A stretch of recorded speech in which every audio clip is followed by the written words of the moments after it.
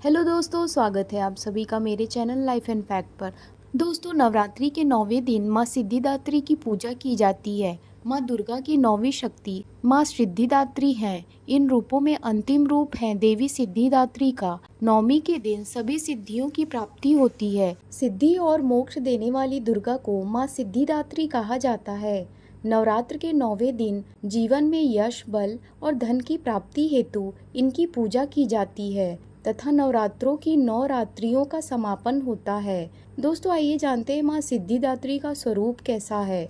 माँ सिद्धिदात्री का रूप अत्यंत सौम्य है। देवी की 4 भुजाएं हैं। दाईं भुजा में माता ने चक्र और गदा धारण किया हुआ है। माँ बाईं भुजा में शंख और कमल का फूल लिए हुए है। प्रसन्न होने पर माँ सिद्धिदात्री संपूर्ण जगत की रिद्धि सिद्धि अपने भक्तों को प्रदान करती हैं। माँ की सिद्धियाँ क्या क्या है। माँ दुर्गा की 9वीं शक्ति का नाम माँ सिद्धिदात्री, सिंहवाहिनी, चतुर्भुजा तथा प्रसन्न वदना है।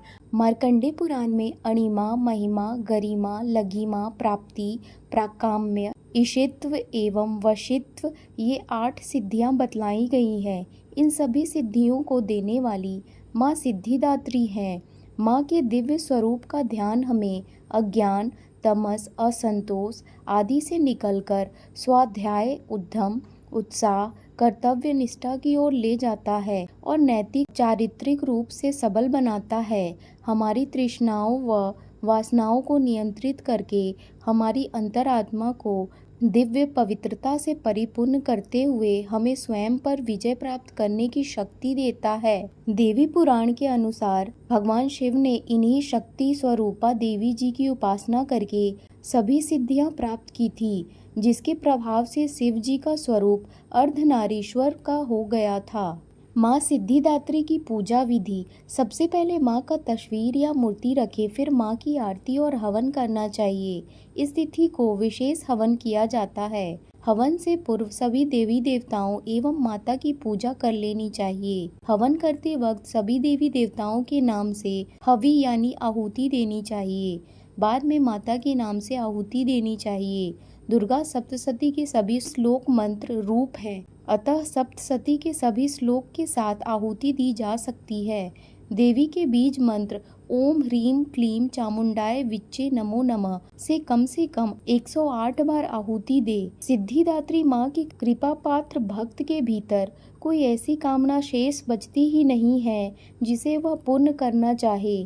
वह सभी सांसारिक इच्छाओं, आवश्यकताओं और स्पृहाओं से ऊपर उठकर मानसिक रूप से माँ भगवती के दिव्य लोकों में विचरण करता हुआ उनके कृपा रस पीयूष का निरंतर पान करता हुआ विषय भोग शून्य हो जाता है। माँ भगवती का परम सानिध्य ही उसका सर्वस्व हो जाता है। इस परम पद को पाने के बाद उसे अन्य किसी भी वस्तु की आवश्यकता नहीं रह जाती। माँ के चरणों का यह सानिध्य प्राप्त करने के लिए हमें निरंतर नियमनिष्ठ रहकर उनकी उपासना करनी चाहिए। माँ भगवती का स्मरण, ध्यान, पूजन हमें इस संसार की असारता का बोध कराते हुए वास्तविक परम शांतिदायक अमृत पद की ओर ले जाने वाला है। दोस्तों, अब सुनते हैं माँ सिद्धिदात्री की पौराणिक कथा। एक पौराणिक कथा के अनुसार भगवान शिव ने माँ सिद्धिदात्री की कठोर तपस्या कर 8 सिद्धियां को प्राप्त किया था। साथ ही माँ सिद्धिदात्री की कृपा से भगवान शिव का आधा शरीर देवी का हो गया था और वह अर्धनारीश्वर कहलाए। माँ दुर्गा का यह अत्यंत शक्तिशाली स्वरूप है।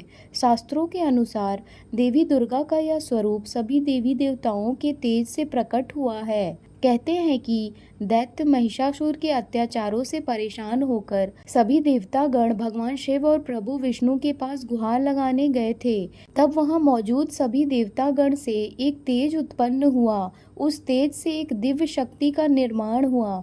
उन्हें माँ सिद्धिदात्री के नाम से जाना जाता है। पौराणिक मान्यताओं के अनुसार माँ सिद्धिदात्री के पास अणिमा, महिमा, गरिमा, लघिमा, प्राप्ति, प्राकाम्य, ईशित्व और वशित्व सिद्धियां हैं। माता रानी अपने भक्तों को सभी 8 सिद्धियों से पूर्ण करती हैं। माँ सिद्धिदात्री को जामुनी या बैंगनी रंग अति प्रिय है। ऐसे में भक्त को नवमी के दिन इसी रंग के वस्त्र धारण कर माँ सिद्धिदात्री की पूजा अर्चना करनी चाहिए। मान्यता है कि ऐसा करने से माता की हमेशा कृपा बनी रहती है। माँ सिद्धिदात्री की जय। दोस्तों, ये थी माँ सिद्धिदात्री की कथा एवं पूजा विधि। दोस्तों, अगर मेरी यह जानकारियाँ आपको अच्छी लगी है तो कृपया मेरे चैनल लाइफ एंड फैक्ट को लाइक, शेयर एंड सब्सक्राइब जरूर करें और कमेंट में जय माता दी अवश्य लिखें। धन्यवाद।